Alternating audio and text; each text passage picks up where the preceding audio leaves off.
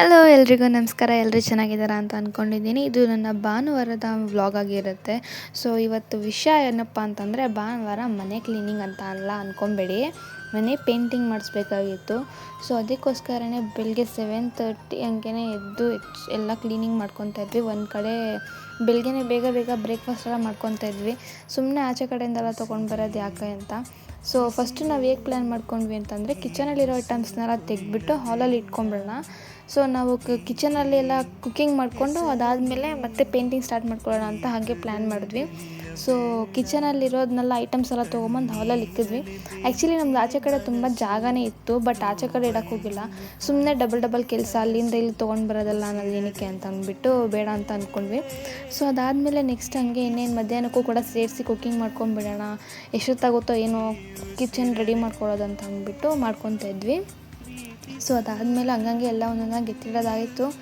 So ಇನ್ನೂ ಬಂದಿರಲಿಲ್ಲ paint ಮಾಡೋರು ಬೇರೆ ಯಾರೂ ಅಲ್ಲ, ನಮ್ಮ ಮಾವನೇ ಈಗ.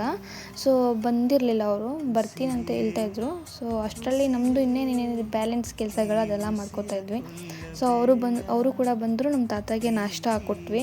ಸೊ ಅವರು ಕೂಡ ನಾಷ್ಟ ಮಾಡಿಕೊಂಡ್ರು. ಸೊ ಹೆಂಗಿದ್ರು ನಾವು ಕಿಚನೆಲ್ಲ ರೆಡಿ ಮಾಡಿಕೊಟ್ಟಿದ್ವಲ್ಲ, ಅವ್ರಿಗೆ ಬಂದ ತಕ್ಷಣ ಪೇಂಟಿಂಗೆಲ್ಲ ರೆಡಿ ಮಾಡಿಕೊಂಡು ಸ್ಟಾರ್ಟ್ ಮಾಡ್ಕೊಂಡ್ಬಿಟ್ರು. ಅದು ನಮ್ಮದು ಶೀಟ್ ಮನೆ ಆಗಿರೋದ್ರಿಂದ ಫಸ್ಟು ಶೀಟಿಂಗ್ ಮಾಡ್ಕೊಂಬಿಡೋಣ ಅಂತ ಅಂದ್ಕೊಂಡ್ವಿ.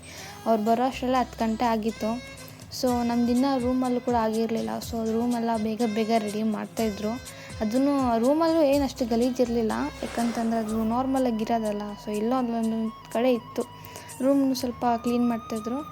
ಅದಾದಮೇಲೆ ಇನ್ನೇನು ಮಧ್ಯಾಹ್ನ 1 ಗಂಟೆ, ಒಂದು 12 ಗಂಟೆ ಏನೋ ಅಷ್ಟರಲ್ಲಿ ಟೀ ಬೇಕಂತ ಹೇಳಿದ್ರು.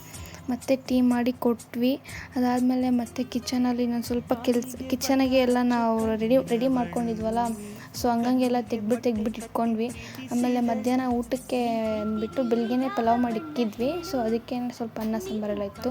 ಸೈಡ್ಸ್ಗೆ ಅಂತ ಬೋಂಡ ಮಾಡ್ಕೊಂಡ್ವಿ. ಸೊ ಬೋಂಡ ಮಾಡ್ಕೊಂಡಾದ್ಮೇಲೆ ಕಿಚನ್ನಲ್ಲಿ ಇಡಬೇಕಾಗಿರೋ ಐಟಮ್ಸ್ನೆಲ್ಲ ಇಟ್ಬಿಟ್ವಿ. ಸೊ ಕಿಚನ್ ಅಂತೂ ಒಂದು ಪ್ರಾಪರಾಗಿ ಒಂದು 4:30ಗೆಲ್ಲ ಕಿಚನ್ ಕೆಲಸ ಮುಗ್ದೋಯ್ತು ನಮಗೆ, ಕಿಚನ್ನು ಮತ್ತು ರೂಮ್ದು.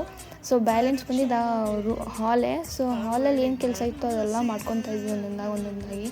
ಸೊ ಎಲ್ಲ ಮುಗಿಸೋ ಅಷ್ಟರಲ್ಲಿ ಅಷ್ಟು ಗಲೀಜಲ್ಲಿತ್ತು ಕೈ ಮುಖಾಲ. ಸೊ ಒಂದು ತಕ್ಕ ಮಟ್ಟಿಗೆ ಎಲ್ಲ ಅರೇಂಜ್ ಮಾಡ್ಕೊಂಡಿದ್ವಿ ನಾವು.